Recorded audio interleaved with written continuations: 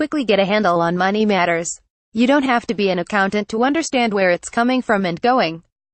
British visitor numbers are down, obviously due to the fall in sterling. But numbers from other countries, especially from the US, are up and compensating. Regardless of where they are coming from, tourists will always need transport.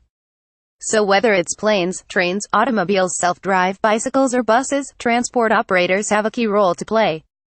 One of the biggest operators in Dublin is Airbus, with a fleet of 65 quality coaches. Airbus is a family-owned business, co-founded in 1971 by the Kavanagh family. It's an offshoot of the original Urlingford-based Bernard Kavanagh Sons, in operation since 1945. Until recently, Paddy Kavanagh was Airbus managing director. Airbus is at the coalface of tourism in Ireland. They also provide coach hire for specialist groups such as golfers, wedding parties, and so on. Paddy was keen to ease the dependence on the summer tourism trade. He acquired the Swords Express service in 2011 and oversaw its expansion in the years that followed. This is a scheduled service that operates for 52 weeks of the year and has been added to recently with the Fingal Express. The capital cost of idle coaches in wintertime is intensive and operators need to sweat those assets.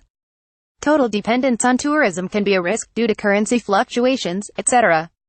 It can only be a good thing to risk your business where you can. Recent challenges. Paddy's daughter Sinead joined the business in 2003 and over the years she learned the ropes from the ground up. She has played a key role in defining and developing the company's overall strategy. She since became shareholder and marketing director in 2009. Soon after, Sinead's husband Jeff Clark also joined the family business and quickly rose to the challenge of transport manager for the business, later assuming the role of operations director.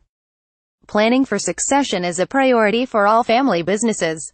There are two aspects. One is the ownership issue, which involves legal and taxation matters. The other, often overlooked, issue is the management, i.e. who will do what, when and how should the legacy be carried on. This typically raises questions around best fit, competence, skills, founders' wishes and countless other important matters. Good sense should always ensure that best fit dominates over any sense of entitlement or birthright. The intention was for Sinead to take over the running of the business in an orderly fashion over time. But, sadly, Paddy passed away suddenly in September. Unfortunately, that didn't allow time for the planned handover. Sinead is not only having to deal with the personal loss of her father, but she is also faced with the immediate task of taking over a very successful business. The immediate priorities are to ensure that the business continues to trade effectively, until such time as the initial grieving has eased. Most companies will have a great team to step up to the mark, as with Airbus. For the past 12 weeks, it has been business as usual.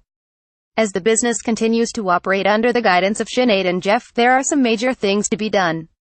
The following is not necessarily a sequential list, as every company is different. Finance has quickly get a handle on money matters. You don't have to be an accountant to understand where it's coming from and going. Seek advice from your accountant or banker. Make sure you know and understand the key drivers which you will extract from profit and loss accounts, cash flow statements and balance sheet. Take time with your team, from management to the front line. Start with general meetings to reassure everyone of your intentions. Follow up with one-to-one meetings to know each person better and listen to concerns. Establish who does what and when.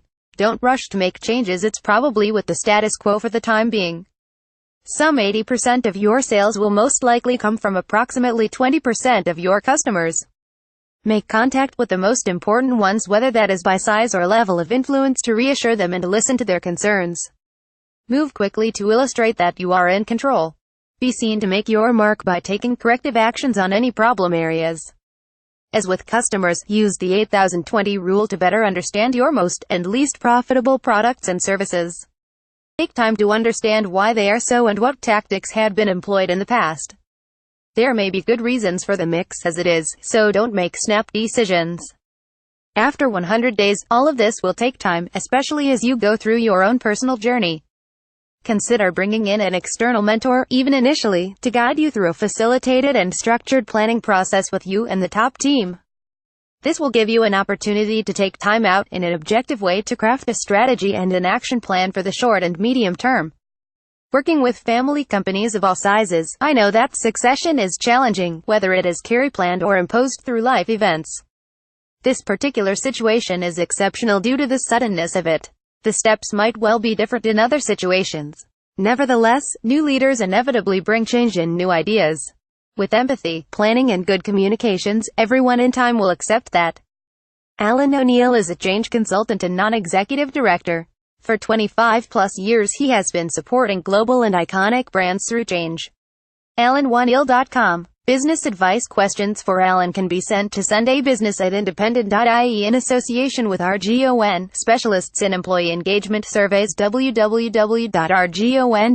Sunday Indo Business.